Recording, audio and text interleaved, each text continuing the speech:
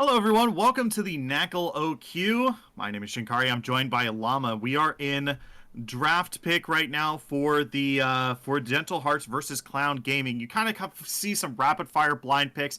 That's just because the draft has already finished up here. We're gonna run you through the order and you can kind of see the picks here for these champions as well as the positions where they're going. So we'll try to give you a rapid fire as we're waiting for the spectator delay here. But before we get into that, Llama, how you doing? Oh, I'm doing great here, Shinkari. This is great to bring you day 2 now of our Swiss stage. Both these teams are tied up at 1-1. I've been watching a lot of this Clown Gaming squad all day yesterday for both of their games, and they got something to prove here. So we do have the draft up on screen for y'all watching from home here. You can see the order that these were picks and bans were coming through in.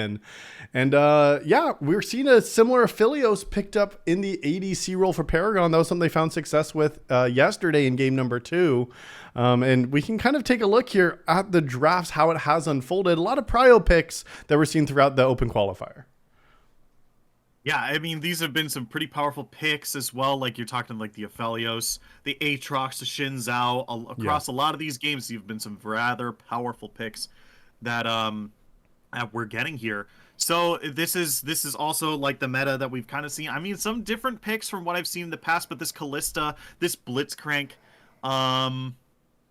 that's going to be just a very powerful composition. We've seen this in pro play as well, the Callista coming up as well. Aphelios, Renata Glass, that's also another very potent combo. So very excited to see these picks come through here for this new meta here.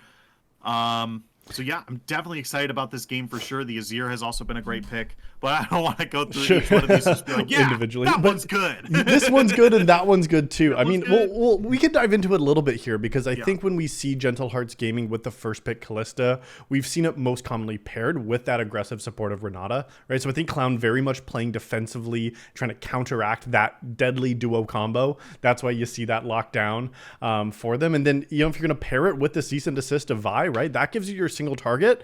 And so as a response, you see that Gentle Hearts was happy to take the jungle pairing of Xin Zhao with a Titanic Rush where you can get that auto attack active reset. Remember, that's new now on season 14, that you actually get the active, which is going to give you an auto reset. You can get your knock up in Q3 so quickly here.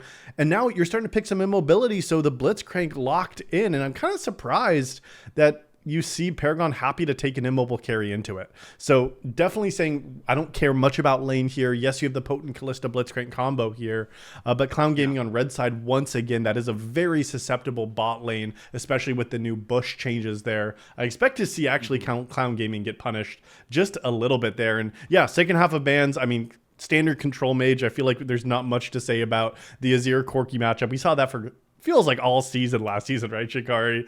Especially the highest level. And I mean, the spicy picks that I'm really looking at here is these last couple of top laners, especially after Yao Yao's performance in day number 1. We know what this guy can do with a lead, and the Olaf is the perfect CC adaptability pick to say, I'm running through you. We're going berserk and Ragnaroking through the team. We'll see if he can get off to that kind of start here in game 3 today. Yeah, and I'm certainly interested to see a more competitive Olaf, just because the changes to that Ragnarok have been really cool, right? He doesn't drop those resistances anymore, and as long as he is auto attacking something, he gets to maintain that ultimate as well. So it's a really, really cool change that as a Heroes of the Storm player, I am loving it. I love it every second of the day. That's like an old, like if you played Heroes of the Storm, the Berserker from Diablo 3, that was like her ultimate. So it's really, really cool to see that in League of Legends as well. As a really cool thing. And also, like, against a team that has a lot of this CC right through Callista, Aatrox, Blitzcrank, even Xin Zhao, these airborne abilities that, tenacity isn't going to stop. Having something that just goes like, nope, I ignore. They're swiping. They're swiping left on all of the all of the CC. Control. Yeah. I mean, Stun, swipe left. I mean, and that's the thing with especially like a player like Yao Yao after seeing their dominant performance. This is a player that if you could just ignore, right? Like right click block and you can just run on through, right? The only way to kill this guy was by crowd controlling him to death, and now you don't really have that ability here. However, it is a little bit feast or famine as we are getting set up here into this game. We're gonna have to see if it's gonna be the feast or if it's gonna be the famine, Shinkari, because I think it could go either way. Looks like both these teams do have some great scaling options too, and I mean, we could talk a little bit about some of the synergy maybe between these players existing coming into this open qualifier too, because some of the core of this Gentle Hearts gaming squad looks similar to what we've seen them run in the past. Yeah, for sure. I mean, the like you said, like this is a rather similar team. At least two of the members from last year are still on here. Krakodon and Ariandel are still on the team here. Barrick, Zev, and Rox are new pickups here. And importantly, Zev used to be the support player for Clown. So this is a bit of a hey guys, what's going on? Puts hair behind ear. This isn't gonna be awkward, is it? But ooh, okay, level 1, a little bit of damage here. Get some first strike gold for Ariandel on that Corki. That's a gold lead. Yeah, Ariandel, we'll take that. There's the first strike.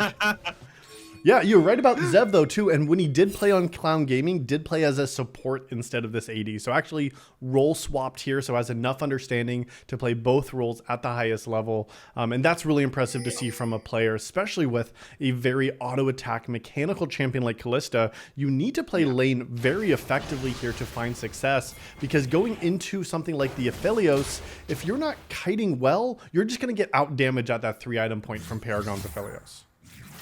They're trading on the top side though. Yao tried to harass him with Krakodon on his own blue buff here, but now he's really feeling the pain from Barrick up there. That's a whole lot of HP he's missing, and Barrick is still chasing too.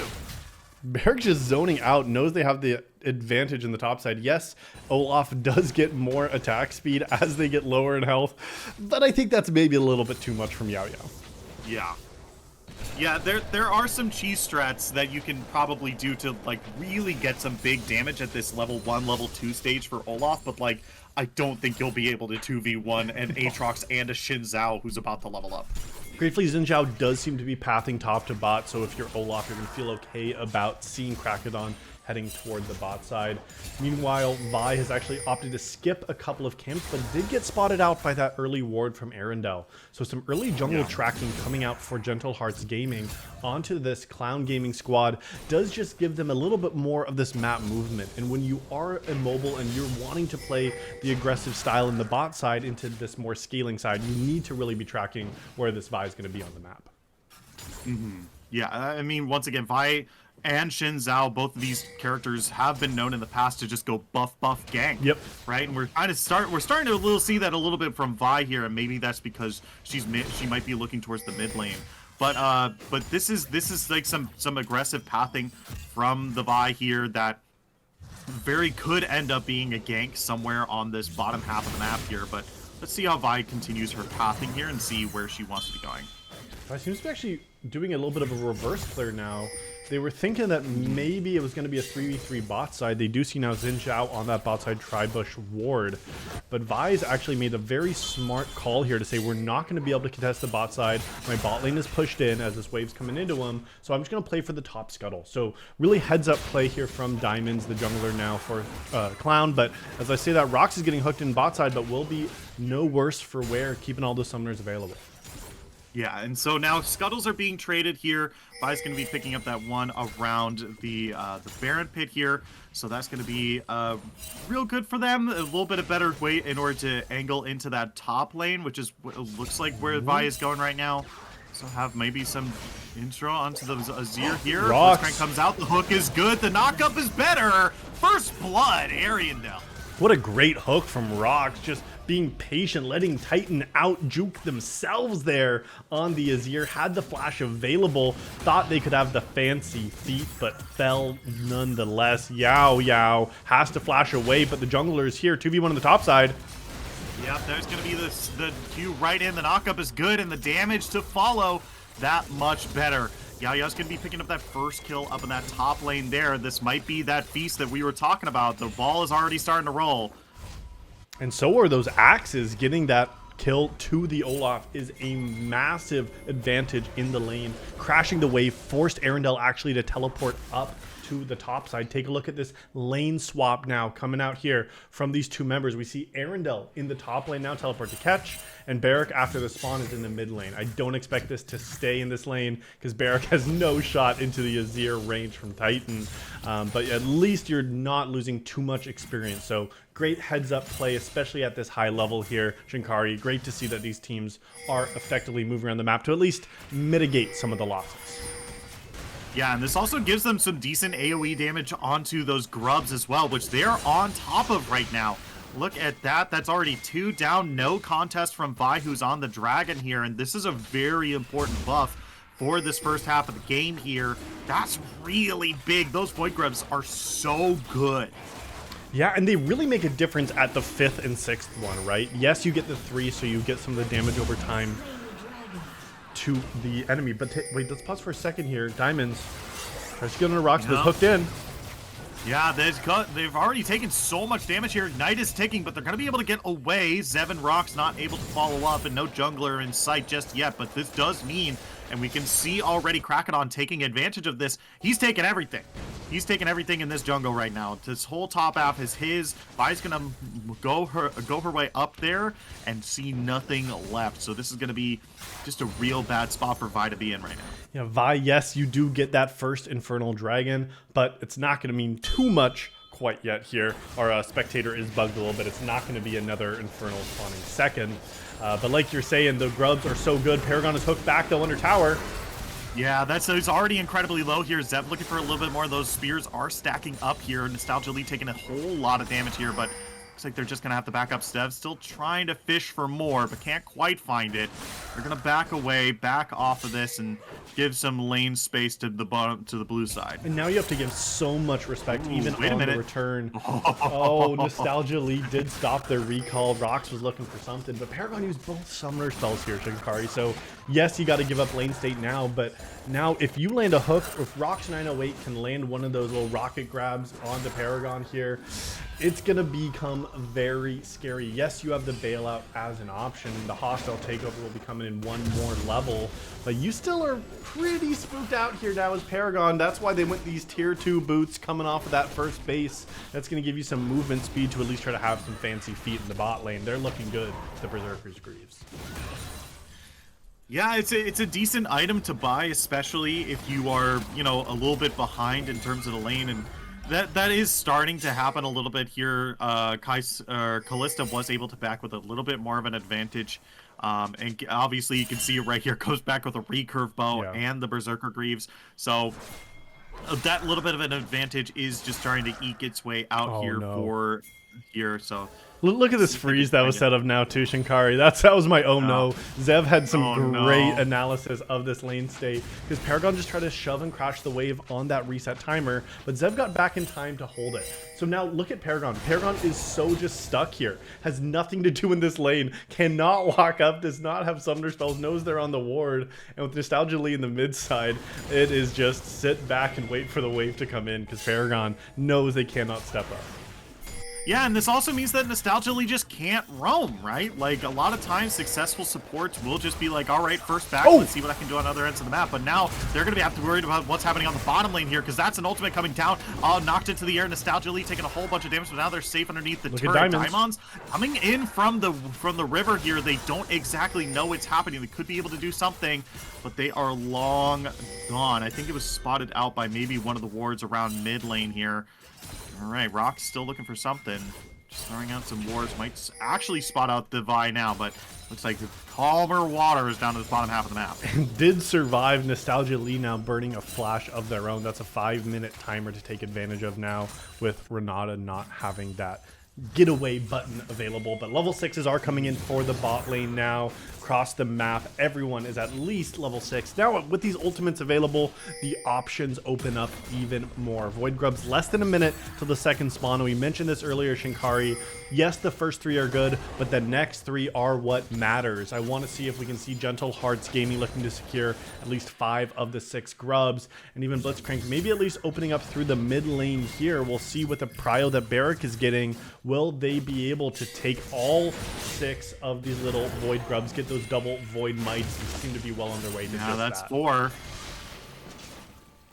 Yeah. There's the 4th one. Yeah, there's Look no at Rocks. contest from the red team. They're getting their way down. Oh no. But I think it's too little too late here. Yeah, That's the wants to 5th. come. Renata's here, but Yeah, it's too there he late. is.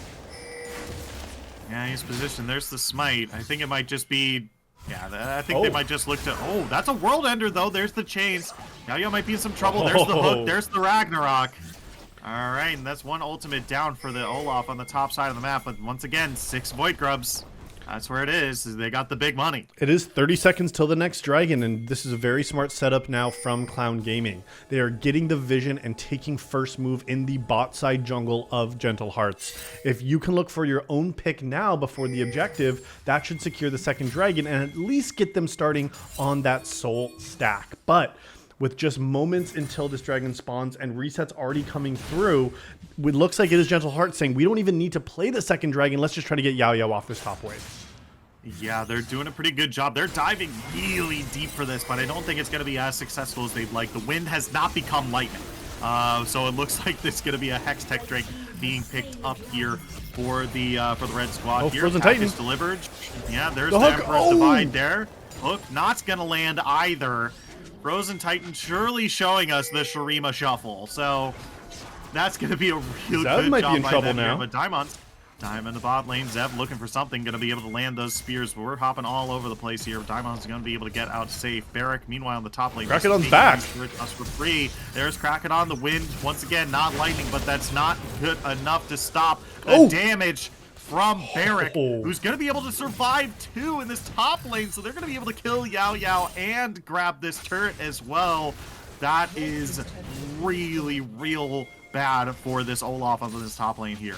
That is all 5 plates now, Shinkari, under 12 minutes. Yao Yao has consistently been the carry for this squad, and Clown Gaming now has to find success somewhere else, and it might not be in the bot lane.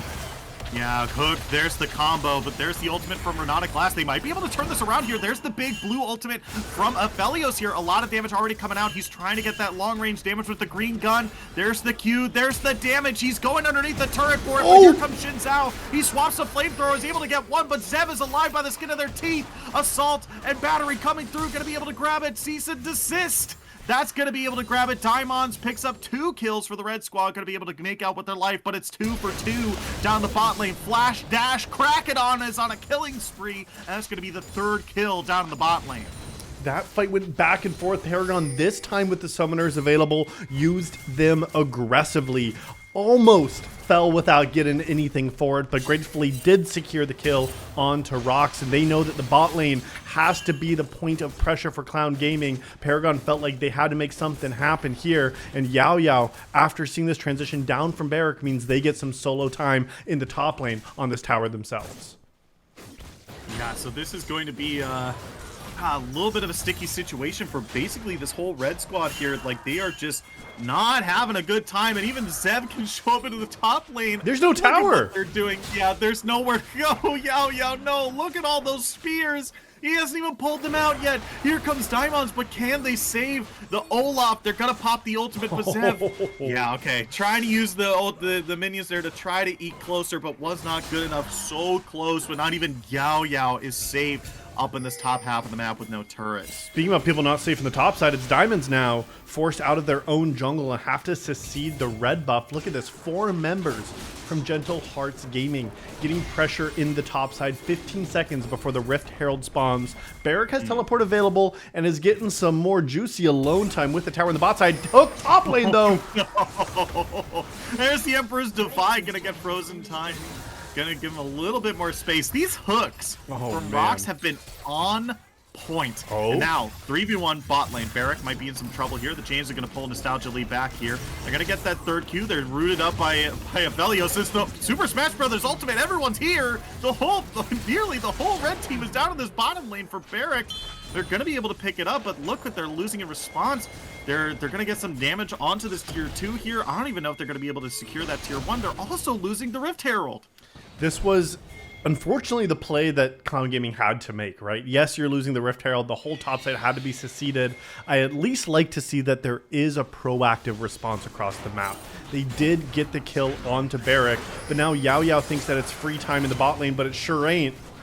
Yeah, that's... Oh, he's got nowhere to go. Zeva's just doing the same thing again.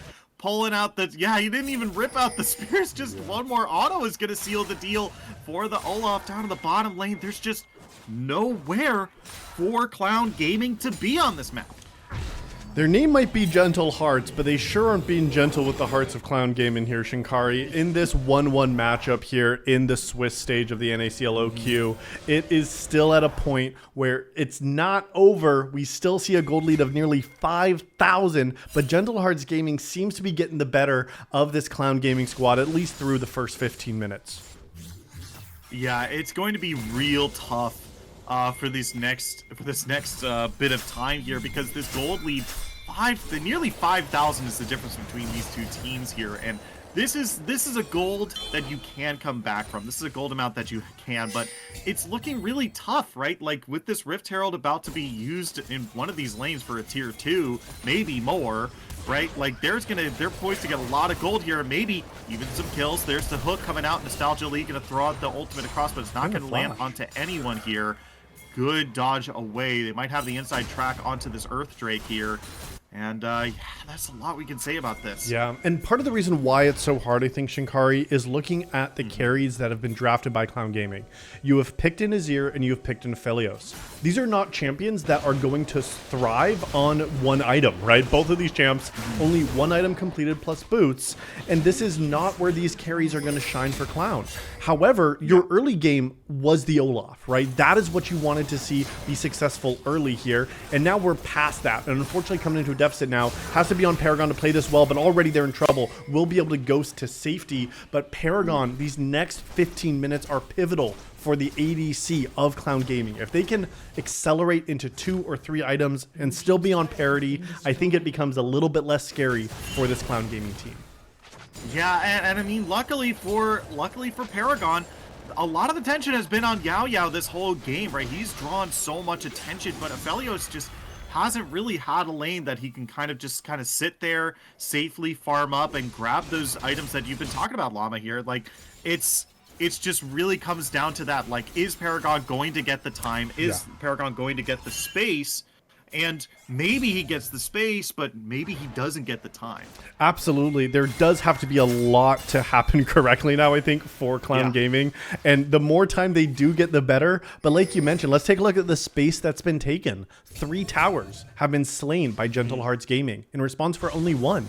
They have the Void Mites. All 6 of those grubs were slain as well. So this Gentle Hearts Gaming squad has more pushing pressure. They can start getting onto these inner towers. They can start taking jungle space like we're seeing right now. And it's going to be at the result of Yao Yao without a flash available, now without ultimate too. There has to be a response, but look at all the space that's being taken. The bottom side has been littered with wards now. You get some of this vision and you're starting to choke out the space. So the time now feels like it's fleeting here as the pressure continues to be put on by Gentle Hearts.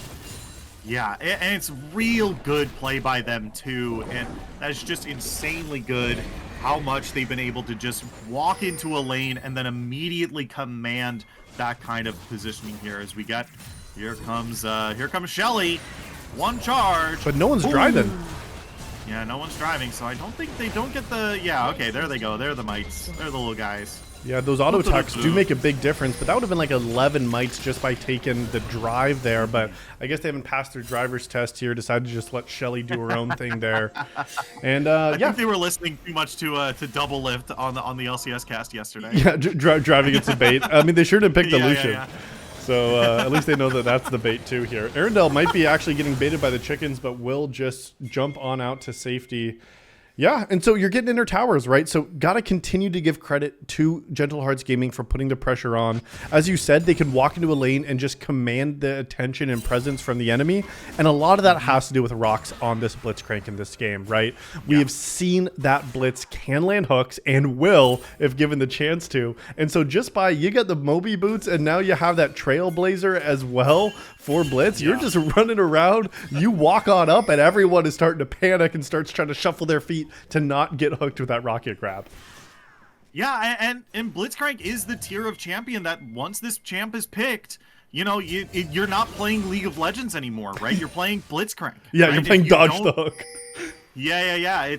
It adds a level of chaos to the game that, like, sometimes I'm just gonna use an ability and completely alter the landscape of a team fight or even whatever team's prep work, right? You can't play League of Legends straight anymore. You have to play Blitzcrank, right? So and I'm not saying that these players can't. It's just that in this position, it's very hard to forge for Clown Gaming to do so. And you're seeing the results of this here as Rox has the pressure. And as you mentioned, in terms of just throwing out some of the way that this team wanted to play, Clown Gaming did not adapt their draft to this Blitzcrank, right? They still went with the immobile ADC. They still went with the immobile mid laner. They still, you know, they picked the Renata early on here, but it's not like they're saying, all right, well, let's go Ezreal and Akali or LeBlanc and we'll be fine, right? Like, they're not picking champions to counter the identity of Blitzcrank. And so, you know, instead of Clown Gaming having to play the Blitzcrank game, it could have been, you know, the Blitzcrank game plays you, but after seeing the accuracy and pinpoint precision that Rox has shown here, has definitely been a big point of pressure here for Gentle Hearts Gaming. And now with 30 seconds until the Dragon, you got to be looking for a pick right now, because Blitzcrank does not do as well in the 5v5 situation. Yeah, and that's really why you need to get to these objectives first, so that you can do this disruption. Which, shout outs to Rox and the squad right now who are going around, hey, we know that you want to try to do this dragon stacking. We're immediately going to make sure that you don't have the vision for the inside track here. We are going to get there first, and you're going to have to play around us. Which, you know, having to play around an unknown Blitzcrank hook has to be one of the hardest things to do in League of Legends. You know, I have no idea where this Blitzcrank is. I can't play around him. I just have to go in, or else, you know, we're just going to sit here doing nothing. And who's going to face tank, right? Are you going to let Olaf walk in the bush first? Or are you going to let Diamonds take the hook in, right? You're not strong enough yet, but Arendelle also has a package available, uses it defensively to disengage, but Diamonds does not want to commit that unstoppable ultimate to jump on top of Arendelle. Decides the cease and desist not worth it, but Titan hooked in. No. Emperor's Divide is going to knock people to the other side of the wall, which these have been really good for defensive measures so far, but you know, that Emperor's Divide is a much shorter cooldown than a Blitzcrank hook, so they're going to have to be careful here, because blue team's still hovering around this kind of small area here on the dragon side of the river. But man, oh no. Okay. I had an oh no, because I saw the entire enemy team moving towards a ping on Baron, and I was like, wait, hold on. Now the Yao Yao. Oh, they can't even run out. Oh! That was just doing way too good. Diamonds goes over the wall. They might be able to find something. They're unstoppable. Cease and desist is going to get right on top of Zev here, but that's a double kill for the Callista, and now, you know, the pings from the red team was an oh no, but immediately the entire enemy team, the entire blue squad, just being ready for this. This is an oh yeah. It sure is if you're a Gentle Hearts Gaming fan now. Take a look with the jungle dead, as well as that top laner, Yao Yao and Diamonds. No way to have any influence there. They try to make something happen somewhere else on the map, but all it is just a little bit of pressure. No towers are really going to fall, but the Baron sure will, an advantage of Gentle Hearts. Now you're on a timer where you just need to play Peel. Gratefully, this Baron buff will not be active when the next dragon spawns in 3.5 minutes. But again, we talked about time and space here, Sinkari, and it is rapidly fleeting now, especially with the extra pushing power of that purple worm. Yeah, and this is just going to be just real tough for them, right? Because a lot of their wave clear is this Aphelios, right? There's not really a whole lot else. Like, Olaf can throw some axes, and that's going to be useful for sure, but, you know, it's definitely not going to be as low cooldown, so we kind of need Aphelios to kind of be able to be in the thick of it. We also need him to have his blue gun, so it's just really awkward right now, because it's not that they don't have wave clears, the wave clear is just a little weird. Yeah, the wave clears hard, but they don't even want to clear waves. They want to try to keep pressure in their own jungle. Clown Gaming seems to want to fight just to deny some of this vision, because again, that space is fleeting rapidly. Yao Yao once again, just feels like we see this scene time and time again, don't we, Shinkari? It's Yao Yao with their back turned to Sev and the arrows going into their back. Another tower falls. It's number 6. All outers and inners have fallen, and now it is just the inhibitor. Diamonds standing on forward here, but the waves keep on crashing. They got to look to make a move. We'll see if this is going to be the time that they want to pull the trigger because, again, the Baron would be unrelenting pressure. Yeah, the Mites are just doing so much work taking up the turret shots for the more high damaging minions here, and they, like you said, they have to make a move, right? They have to do something, right? Because if they just let these waves crash over and over again, I think they might just lose the game, right? They can't afford to continue seeing more spaces. There's this, there's the Flash of the Emperor's Divide, but Frozen Tide is not going to be able to do anything to the Corki here, and that's going to be Ariandel being able to back here, but they do have the teleport available, so that's going to be a Corki coming back real quick now. This could even just be a double inhibitor push right now. Shinkari, there's the teleport. Maybe they don't even want the second inhib. They just want to look for the game Nostalgia Lee Forge to flash. A couple of minions are still available. 5 members strong from Gentle Hearts Gaming. They might look to make the end. There's the engage.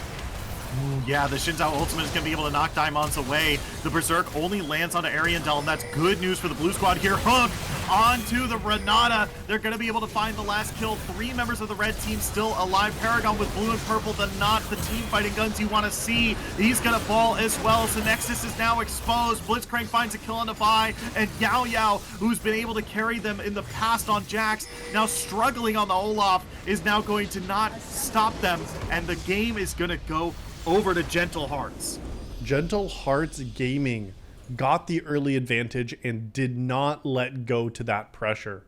It was an amazing performance from this squad here. I mean, and we talked about the scaling that was needed, but Paragon and Titan just could not get there. Only 2.5 items by the time that Nexus exploded, 25 minutes. Gentle Hearts Gaming were clinical with that execution. Yeah, it was incredibly strong from start to finish. Like you said, they didn't let go of pressure. We saw such great things from their team from start to finish, right? We saw them have the inside track on the Grubs and got all 6, which is insane. They lost, I believe, only 2 dragons early, but that was traded for the Grubs, right? Like, that was fine, right? We saw when Vi was trying to overextend into the bot lane or make moves, bot lane Shinzao was immediately in the top half of the map and was like, I'm going to take all your camps, right? These hooks from rocks I don't think I saw one that missed. I'm fairly certain. And if one missed, it's because someone became unstoppable or someone dodged it. Like or flashed it, right? So Rocks has been on point with this Blitzcrank today, and really high, like between him and Krakodon, like this has been like insane play from the two of them.